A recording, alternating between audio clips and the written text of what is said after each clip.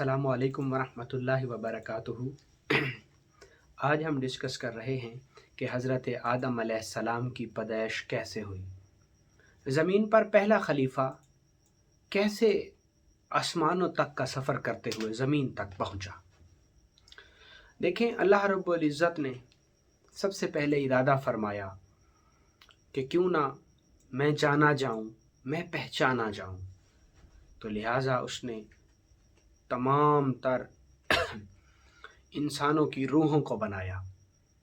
اور زمینوں اور آسمانوں کو بنایا، اور 6 دن میں اللہ رب العزت نے یہ کام مکمل کیا، اور 7ویں روز اللہ رب العزت نے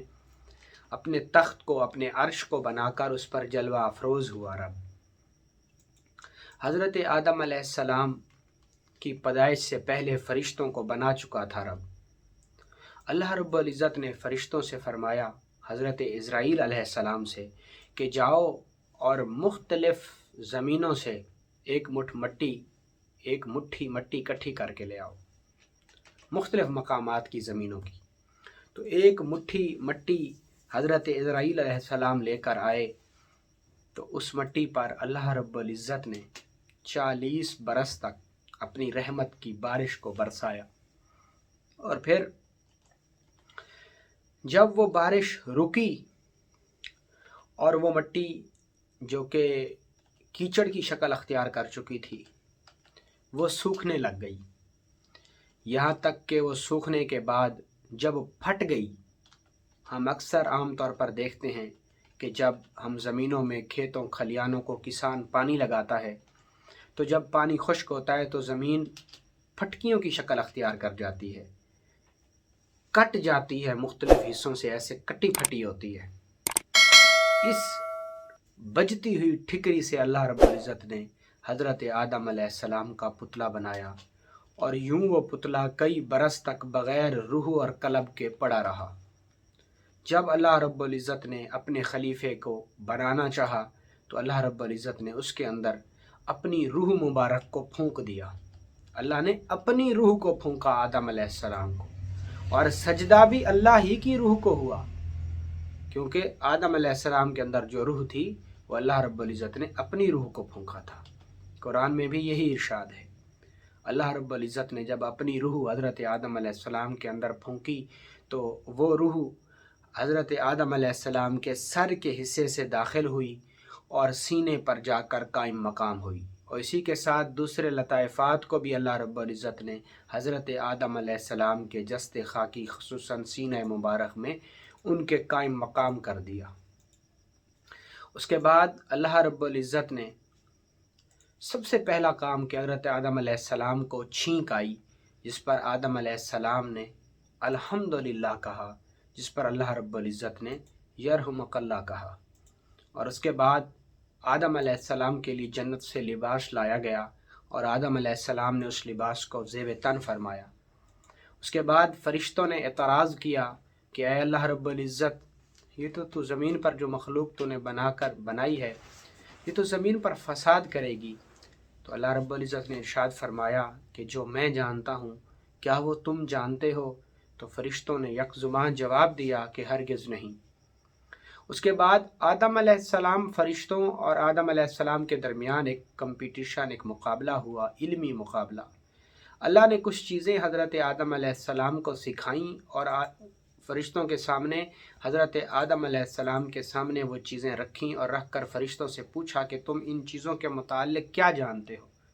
تو فرشتوں نے جواب دیا کہ ہم ان چیزوں کے متعلق کچھ نہیں جانتے۔ جب انہی چیزوں کے متعلق حضرت آدم علیہ السلام سے پوچھا گیا تو جناب آدم علیہ السلام نے ان تمام چیزوں کے بارے میں بتا دیا۔ اس کے بعد اللہ رب العزت نے آدم علیہ السلام کو سجدے کا حکم دیا، جس میں سب سے پہلے حضرت جبرائیل علیہ السلام نے حضرت آدم علیہ السلام کے جسد خاکی کو سجدہ کیا۔ اس کے بعد باقی تمام فرشتوں نے حضرت آدم علیہ السلام کو سجدہ کیا، الا ابلیس، سوائے ابلیس کے۔ یوں پہلا جو دشمن تھا حضرت آدم کا وہ ابلیس ٹھہرا، اور وہ مرتد اور منکر ہو کر اللہ کے تخت سے، اللہ کے عرش سے دھتکارا گیا۔ یوں قومی دشمنی بن گئی آدم اور ما بین ابلیس۔ اس کے بعد اللہ رب العزت نے حضرت آدم علیہ السلام کو جنت میں بھیجا، اور کافی دن تک آپ جنت میں رہے، لیکن جنت میں آپ کو تنہائی نے بے چین کیا تو آپ نے اللہ رب العزت سے اس تنہائی کو دور کرنے کے لیے دعا کی، تو اللہ رب العزت نے آپ کو حالت نیند میں آپ کے ہی پہلو سے، آپ کی ہی پسلی سے ایک عورت کو پیدا کیا جسے جناب حوا کا نام دیا جاتا ہے۔ جب آپ کی آنکھ کھلی تو آپ نے پوچھا کہ تو کون ہے؟ تو حضرت حوا علیہ السلام نے فرمایا کہ میں تیرے ہی بدن کا حصہ ہوں اور اللہ نے مجھے تیری پسلی سے پیدا کیا۔ اس کے بعد آپ نے اللہ سے رجوع کیا اور اللہ کا شکر ادا کیا۔ اس کے بعد اللہ رب العزت نے ارشاد فرمایا کہ تم کھاؤ اور پیو اور یہ جگہ تمہارے لیے ہے، لیکن دیکھو شجر ممنوعہ کا پھل نہ کھانا، ایک خاص درخت جس سے اللہ نے دور رہنے کا حکم فرمایا۔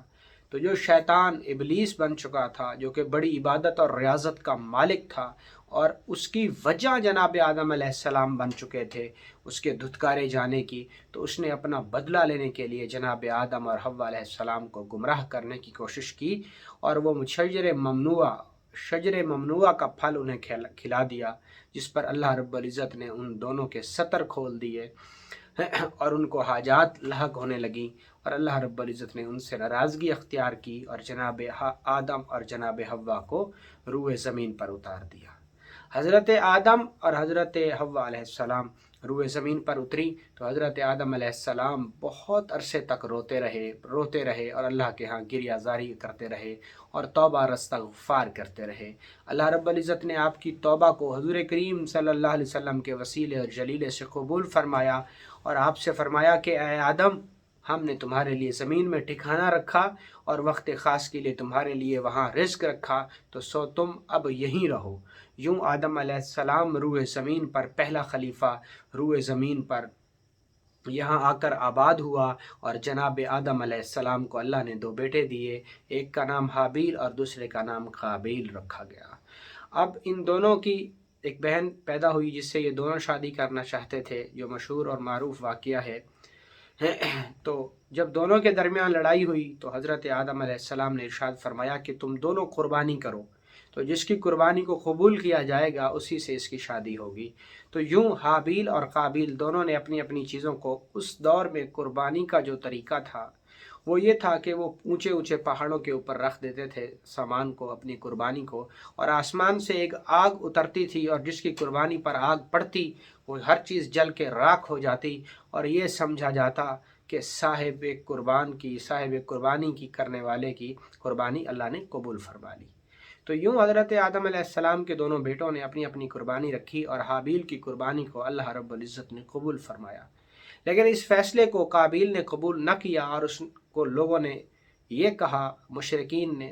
شیطان کی اولاد نے اس کو گمراہ کیا کہ حابیل آگ کی پوجا کرتا ہے، لہٰذا آگ اس کی قربانی پر آ کر گھری، لہٰذا تم بھی آگ کی پوجا شروع کرو۔ یوں قابیل گمراہ ہوا اور حابیل قابیل کے ہاتھوں ہی قتل ہوا۔ یوں پہلا قتل عورت کی وجہ سے روئے زمین پر ہوا اور آدم علیہ السلام کے بیٹوں نے ہی کیا۔ اس کے بعد آدم علیہ السلام کے بیٹے کو زمین میں دفن کیا گیا۔ یوں یہ سفر چلتا رہا اور قابیل گمراہ ہو چکا تھا، تو اس کے بعد حضرت آدم علیہ السلام نے بڑے عرصے تک اللہ کے حضور بڑی دعا کی، عاجزی اور انکساری کی، تو اللہ رب العزت نے حضرت آدم علیہ السلام کو خوشخبری دی کہ ہم تمہیں ایک نیک صیت بیٹا عطا کریں گے۔ تو اس کے بعد حضرت شیس علیہ السلام پیدا ہوئے، جن کو آپ نے اپنا قائم مقام مقرر کیا، اور آپ علیہ السلام کے بعد حضرت شیس علیہ السلام کو اللہ رب العزت نے نبوت کے مکتب اور منصب سے نوازا۔ حضرت آدم علیہ السلام وہ واحد اللہ کے نبی ہیں جن کو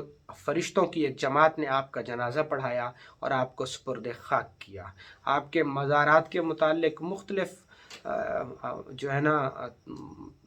تضاد پائے جاتے ہیں۔ کچھ لوگ آپ کا مزار انڈیا میں مقرر کرتے ہیں، کچھ لوگ سری لنکا میں اور کچھ لوگ مدینہ المنورہ میں، تاہم آج تک یہ فیصلہ نہیں ہو سکا کہ آپ کی اصل قبر مبارک کہاں ہے۔ تاہم یہ سچ ہے کہ آپ نے اپنی وفات سے پہلے اپنے بیٹوں کو نصیحت کی اور طوفان نوح کی بھی بشارت دی۔ بعض محدثین اور محققین نے لکھا کہ آپ کے تابوت کو ایک غار میں رکھا گیا، اور جب طوفان نوح آیا تو حضرت نوح علیہ السلام اس غار سے آپ کا تابوت لے کر اپنی کشتی میں سوار کر لے گئے، اور 6 ماہ کے بعد جب آپ کا طوفان عذاب الہی رکا تو آپ کو جا کر حضرت نوح علیہ السلام نے ملک شام میں دفن کیا۔ تو آج کا جو ہماری قصہ تھا، جو ہسٹری تھی، وہ آپ کے اور میرے جد امجد حضرت آدم علیہ السلام پر مشتمل تھی، جو کہ روئے زمین پر پہلے اللہ رب العزت کے خلیفہ مقرر ہوئے۔ بہت شکریہ، السلام علیکم۔